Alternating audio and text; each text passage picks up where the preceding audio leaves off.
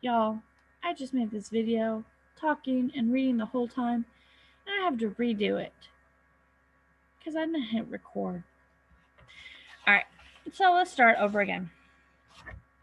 I'm going to start on page 89, and I'm going to read 2 chapters today, and then I'll read 2 chapters for tomorrow, and hopefully it'll all work out. Reach into the dark. I go inside, sit on the sagging couch, and put my head in my hands. Tears prick my eyes. It's clear that Duncan and I can never be friends. Not now. I just dumped water on whatever spark was between us. Is he right? Do I owe everyone the truth? Carly looked so sad at the funeral.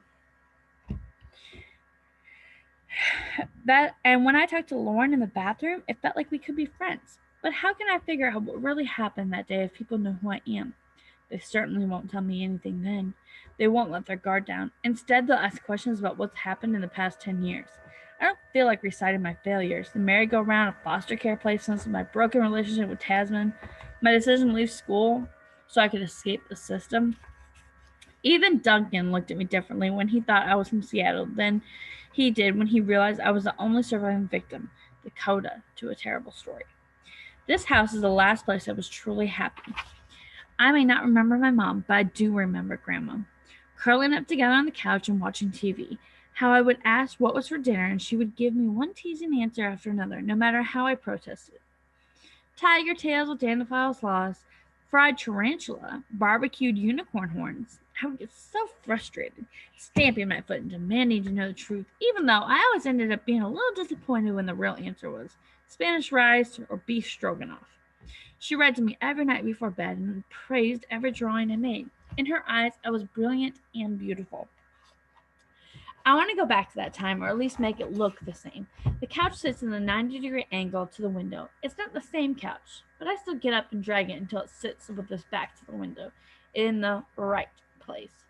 Now I need to get a coffee table and a small TV to put in the built-in bookshelves where ours used to sit. The chairs in the dining room are different from the ones I remember, but close enough. I think the table is even the same table, much the worse for wear. I go back down the hall and turn right into one of the small bedrooms. The bed is along the wall, but I use my knees to slowly push it again across the carpet until it's underneath the window, where it's supposed to be. My grandma across the hall, and my mom's room here, and my room on the other side. After my mom died, this room became a shrine. When I was growing up, her hairbrush still sat in the little table next to the bed, and her clothes hung in the closet. But is everything gone? Moving like a sleepwalker, I go over to the closet. It doesn't have a door anymore. Dropping to my knees, I fist my finger into the nap of the gray carpet. I yank and pull at the far corner until, with a squeal of staples, the carpet peels free. I don't know what I'm doing. At least my mind doesn't, but my body does. Underneath are pristine fur floorboards, unscarred since no one ever walked in the corner of the closet. I stick my fingernail under the edge of one. It lifts up, revealing a space 10 inches wide and 6 inches deep. Then I reach into the dark. Chapter 19, Black and White. My fingers graze something. I grab it and then twist it to pull it free. It's an old cigar box. It used to be my mom's. Sometimes she would look at the things inside while I played on the floor. I sit back on my heels, cradling the box to my chest. Now I have 2 new memories of my mom. In the cemetery, I remember her reading to me, and now this. My grandma never knew about the box, and after my mom died, I didn't say anything. It was full of treasures and secrets, and she might have taken them away. On days when I was really sad, I would go into my mom's old room, shut the door, take out the box, and slowly sift through the contents. My grandma respected the closed door. Sometimes she went into my mom's room herself, and although I think she just lay on the bed and wept. Afterwards, she would come out, her face still red and faintly damp, and give me a long hug. I flip up the gold-colored clasp. Inside the lid, victories written in flowery red script. I spread the contents on the floor. The things I liked as a kid don't hold much interest for me now. A dollar bill folded into a ring, a pink and white spiral shell, 13 wheat pennies, a ticker stub from a concert. When I picked up the dried corsage, the petals crumble at my touch. At the side of the lock of fine blonde hair tied with a pink ribbon, I feel my eyes get wet. It must be mine. But none of these things seem like clues. And what I need is for my mom to have left something behind, some kind of sign, evidence, a hidden message. because the detective didn't think it could be a stranger who stabbed her. Did my mom save a clue from the person who killed her and my dad? I straightened out a piece of notebook paper, and it's been folded and unfolded so many times it's separating at the creases. Please, Naomi, please, give me a chance to talk to you. Whenever you want, just please say yes. Please. It's not signed, written by my dad or somebody else. Whoever it was, they sounded desperate. Could my mom have been killed because she didn't say yes? Or because she did? Underneath is an old Valentine, the cheap kind that kids give each other in grade school. That come in 30 to a pack. Penciled in tiny letters in the envelope is made, enveloped, and licked in China next to a hand-drawn stamp. It's addressed to Naomi Imone Benson. The humor seems a little too adult for grade school, but then I realize Imone is Naomi spelled backwards. On the back flap, someone has written, "If an inferior person to insults do, or if you are an inferior person to insults, do not open this card." Misspellings and questionable word usage aside, the card makes me smile. Inside the envelope is a cartoon bird wearing a red hat. Sorry, my phone is going crazy. Printed on the rim is Valentine, and in a heart around it, "Be mine." On the back, someone has written, "Happy Valentine's Day, QQ to you." It's signed, but it's not my dad. I can only make out the first initial, but it's a J. Jason, the guy who talks about my dad at the funeral, his best friend? I look at the handwriting on the pleading note. I'm not sure. Ugh. Ugh. I look at the handwriting on the pleading note. I'm not sure, but I don't think it's from the same person. Of course, handwriting changes as people get older, but the card's obviously from a kid, and so I could be wrong.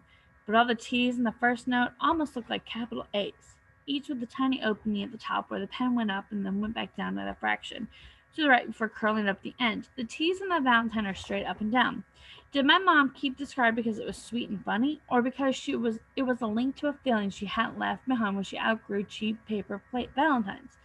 Was there something between my mom and the J person? Between her and Jason? Maybe the next thing in the box holds is the answer to that question. It's a wedding invitation that's been crumpled up and smothered out, like she was going to throw it away and changed her mind.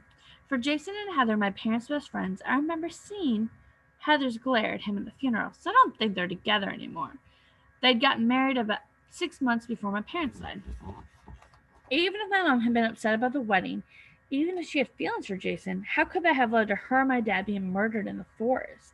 If Jason didn't want to be with her, why would he kill her, let alone both of them? His breathing had hitched when he talked about them. But maybe he wasn't sorry they were dead. Maybe he was worried he would get caught. At the very bottom of the box are 2 strips of black and white photo prints, 4 photos to a strip. The first shows my mom and dad and Jason, recognizable because of his Hawaiian shirt. The 2 guys are crowded on either side of my mom. In the first photo, my mom just looks amazingly beautiful, lips pursed in a pout, eyes wide, dark eyebrows like wings. Her face is turned down toward my dad, but she only has eyes for the camera. The 2 guys are facing the camera, sticking out their tongues. Jason's eyes are closed. The second photo is a blur motion. They must have been trying to change positions, but they didn't make it in time. The only thing I can clearly make out is someone's hand pressed against the curtain of the back of the booth. In the third photo, everyone's grinning and making their hands like claws. In the fourth, my mom seems to be sitting on Jason's lap while my dad leans in. They're all laughing.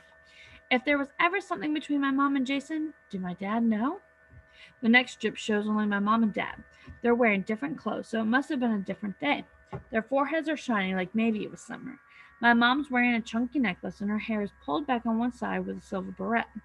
My dad's hair is messy, as if he hasn't combed it since he rolled out of bed. In the first photo, they look a little formal, like this is a photo that proves they're a couple. In the second, he's turned towards her, his eyes nearly closed, as if he's ready to kiss her. She's not looking at him, but rather up and away. Maybe she didn't have time to purse her lips. Or maybe she did. In the third one, their funny faces make me smile. One of her eyes is closed, and the other is pointing towards her nose, and she's hooked her lower lip with the upper teeth. He's got one eyebrow raised, chin thrust forward, and his tongue so far out of his mouth that he looks like a weird logo for the old group, the Rolling Stones. I looked down at the last photo on the strip and stopped smiling. My parents have put on terrorized looks, eyebrows raised, white showing around their eyes, lips pulled back. When these photos were taken, it was all just a game, no more real or serious than when they had pretended to be monsters. Just having fun. But this must have been close to how my parents looked in the last seconds of their lives.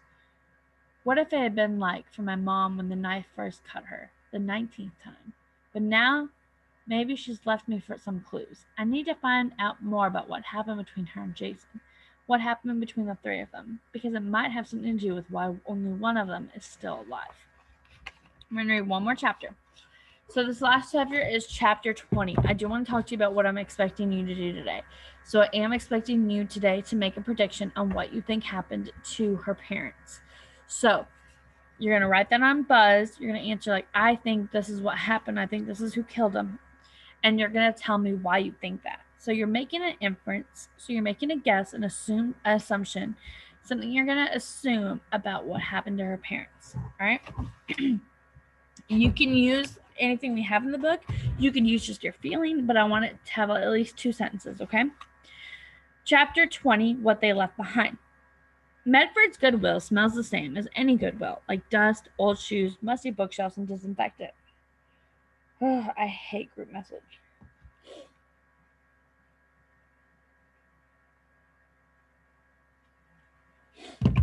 Okay.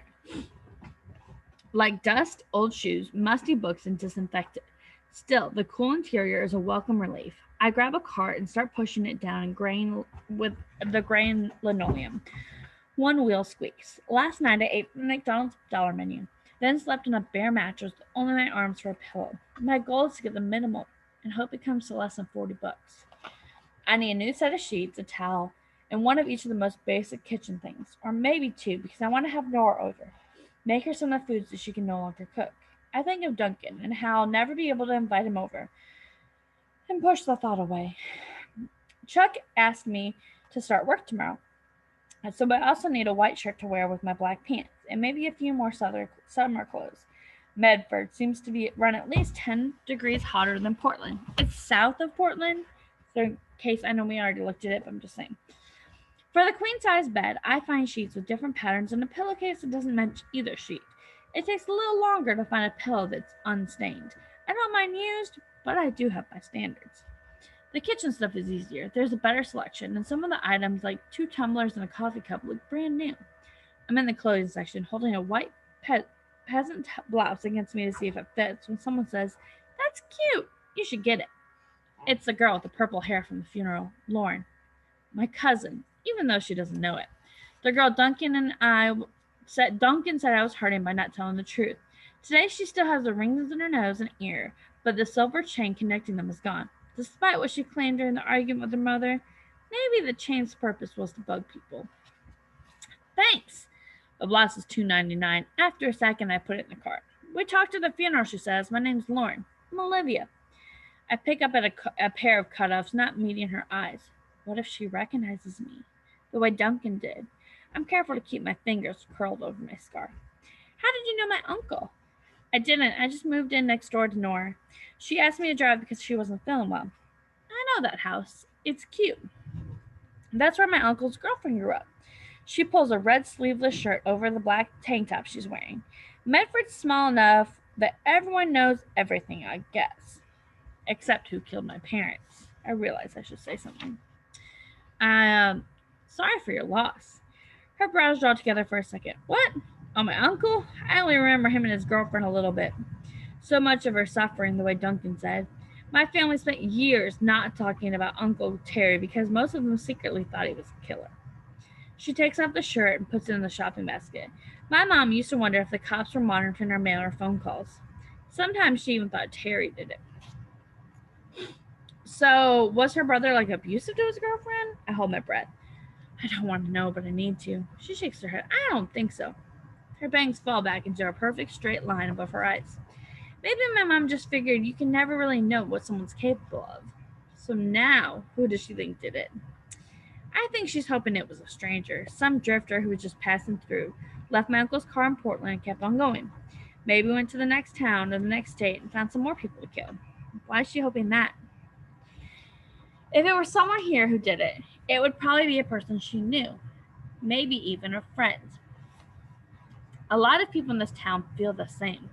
Maybe they think what happened was long ago and that it's time to forget and move on, especially if the truth is going to add more pain, rip open old wounds, and make it even deeper. I heard that guy Jason used to have a crush on Naomi, I said. Her eyes opened wider. Who told you that? Someone was talking at the funeral. Lauren thinks about this. He's kind of a weird dude. Everything about him is loud. How he talks, those Hawaiian shirts, and he always thinks there's some conspiracy or something. He used to be married to Heather, who was Naomi's best friend. My mom said it's not easy to be married to a trucker because they're gone all the time. She shrugs. Still, even if he had a crush on Naomi, why would he kill her too? I don't have a good answer for that. We're at the registers now. Lauren falls behind me. So you're living on your own? She asked. I am my car. Yeah, I'm saving for college and the cost of living is cheaper here. I'm going to U of O, but it's impossible to find a job in Eugene over the summer, so I had to come home. You know what they say, home is a place where you have to go there and you have to take you in. My total comes to $22.35. When we go outside, it's so hot it doesn't feel quite right. Want to go to grocery outlet? Lauren points to the store across the parking lot. I've never been in one, I say. Then wonder if there are any in Seattle, my supposed hometown. I've heard that the food at grocery outlet is really cheap. When you work at Freddy's, there's an unspoken rule that you never be caught by a customer, even in your off hours in Safeway, Albertsons, or another competitor. But while I'm still anonymous, I'm free to shop where I want. It's like the cheapest store in the world, she laughs. My dad calls it the island of misfit food. So it's kind of like a bargain hunt. After we go up and down the aisles, Lauren's dad comment starts to make sense. I see crackers that look like wheat thins, but with Spanish labels. Flavors and colors of Gatorade I've never seen before. The cheese selection in the cold case is kind of random, but there's some good stuff here, like brie, aged cheddar, and goat cheese, all going for about half of what Fred Meyer charges. Grocery outlet seems to be where the food flops go to die, and we take turns pointing them out. Pork helper instead of hamburger helper, canned egg salad, shelf stable salmon pie. It's like an alternate reality. As if aliens made a grocery store to fool us, only they didn't get the details right. The thought about tracks wrecks me in my tracks. The thought makes me stop in my tracks. Sorry, I don't know where that little spaz came from. Lauren bumps into me. Olivia? I don't answer. Whoever killed my parents must have tried to tell a story about what they left behind. Maybe they hid my dad's body so he would be blamed, and then left his car in the airport so it looked like he took off. But that story was a lie. The cops were too focused on my dad to ask why he bothered to wipe his prints off his own truck. There must be another way the killer slipped up, made a mistake, screwed up the details. Maybe I can figure out where they went wrong. All right, that's our reading for today. Remember to do that prediction. So, what do you think happened to Olivia's parents? And tell me why you think that. I will upload another video for tomorrow so you have kept up with your reading. And then on Tuesday, I will see you till next video.